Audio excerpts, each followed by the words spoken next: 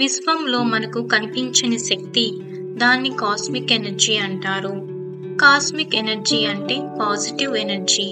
మనలో ఉన్న చెడు ఆలోచనలను దూరం చేసి మంచి ఆలోచనలకు తోడ్పడుతుంది. మనసు ప్రశాంతంగా ఉంటుంది. ఈ శక్తి భూమి కింద పైన కూడా ఉంటుంది. విషయంలోకి వెళితే, గుడి కట్టే ముందు గర్భగుడి కింద సరిగ్గా విగ్రహం పెట్టే చోట సప్త ధాతువులు వేస్తారు. పాదరసములు, బంగారము, తగరములు, వెండి, రాగి, వీటిని సప్త ధాతువులు అంటారు. అలాగే నవరత్నాలు, పంచలోహాలు వేస్తారు. ఇవన్నీ భూమిలో ఉండే కాస్మిక్ ఎనర్జీకి రిసీవర్గా పనిచేస్తాయి. ఒక సోలార్ పవర్ ని ఎలా ఉత్పత్తి చేస్తుందో అదే విధంగా భూమిలో ఉండే కాస్మిక్ ఎనర్జీని ఉత్పత్తి చేస్తాయి. ఇవి సరిగ్గా విగ్రహం పెట్టే పీఠం కింద ఉంటాయి.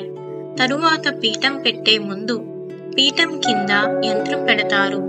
కింద సప్త ధాతువులలో ఉన్న పవర్ అంతా ఈ యంత్రంలోకి వస్తాయి.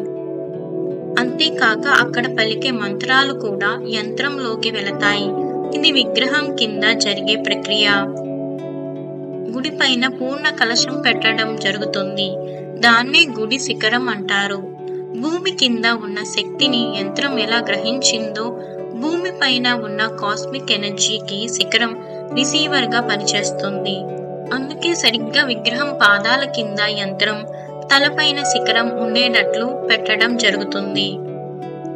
గౌరీపట్నం లేదా కృష్ణశిల, ఈ 2 రకాల రాళ్లతో తయారు చేసిన విగ్రహం పెట్టడం జరుగుతుంది. ఈ 2 రాళ్లతో తయారు చేసిన విగ్రహమే ఎందుకు పెడతారు అంటే, కాస్మిక్ ఎనర్జీని లాగుకునే శక్తి ఈ 2 రాళ్లకే ఉంటుంది. ఈ రాళ్లు నల్లగా నీలం రంగులో ఉంటాయి. విగ్రహం కింద నుంచి యంత్రం, పై నుంచి శిఖరం, ఈ 2 కాస్మిక్ ఎనర్జీని విగ్రహం పైకి పంపిస్తాయి. విగ్రహం మొత్తం తరంగాల శక్తితో నిండి ఉంటుంది. అందుకే విగ్రహానికి ఎదురుగా గంట పెట్టడం జరుగుతుంది. భక్తులు గంట కుట్టగానే ఆ ధ్వని ఆలయం లోపల అన్ని చోట్లకు చేరుతుంది. గంట శబ్దం వినగానే విగ్రహం పైనున్న శక్తి నేరుగా గంటకు తగిలి ఆ ధ్వని చేరిన అన్ని చోట్లకు కాస్మిక్ ఎనర్జీ చేరుతుంది. అలా గుడి మొత్తం పాజిటివ్ ఎనర్జీతో నిండి ఉంటుంది. ఆ ఎనర్జీ భక్తులపై పడుతుంది.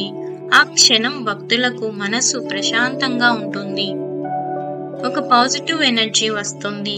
అలాగే విగ్రహం దగ్గర పెట్టే తీర్థంలో కాస్మిక్ ఎనర్జీతో కలిసి ఉంటుంది. ఆ ఎనర్జీ మన లోపలకు వెళితే మంచిదని తీర్థం తప్పనిసరిగా తీసుకోవాలి అంటారు. అందుకే మనసు బాగా లేనప్పుడు గుడికి వెళ్ళండి అని మన పెద్దలు చెప్తుంటారు.